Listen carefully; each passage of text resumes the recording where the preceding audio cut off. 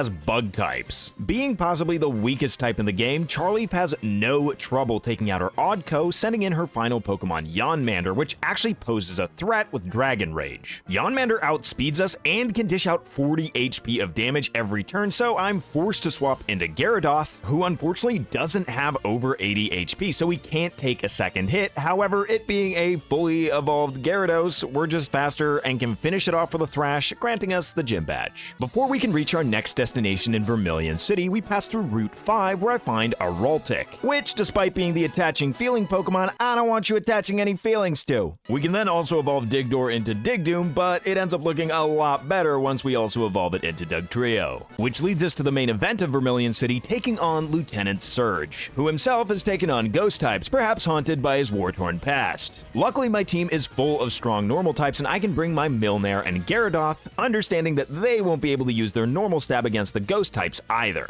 Once I've dealt with Hauntini, Lieutenant Surge reveals his Clefgrigus, a ghost fairy type. On top of that, it's got Nightshade, and being just one hit away from being taken out, we have to swap out Dugdoom. I send in Gyarados, who manages to dodge an Ominous Wind, but barely does any damage with Bite the next turn, also acquiring the Mummy ability. The next turn, Clefgrigus shows me Will-O-Wisp, something I really didn't want to see. Since we were barely doing any damage before anyway, now our damage output is severely hampered. I'm not sure at all why Surge wants to swap out after this though, allowing us to take out his Smeartly, but it gets him a bit of burn damage and barely improves my position. Aside from the burn damage, the Clefagrigus doesn't actually have a way to damage normal types, so I'm free to swap out into Milnair. Realizing move I can hit this thing with, I'm forced to swap out into Rudolph, who barely does any damage at all with a Night Slash, only getting mummified in the process before Clefagrigus promptly entombs me thereafter. And if things weren't bad enough, Clefagrigus gets an Omni Boost off the Ominous Wind that killed me. What's already a losing battle is rapidly taking a turn for the worse. Between the burn and the defense boost, our bites are barely scratching this thing. And while Clefagrigus has no way to directly damage us, the burn is taking an eighth of our health every single turn, and we certainly aren't doing that much damage back. With health depleting fast, we quickly go down into the red and are forced to swap out into Milnair. She does have Dragon Rage to easily deal with ghost types, but it doesn't help when you're facing a fairy type. We're perfectly countered by this thing's typing, and now we're also on an 8-turn clock due to burn.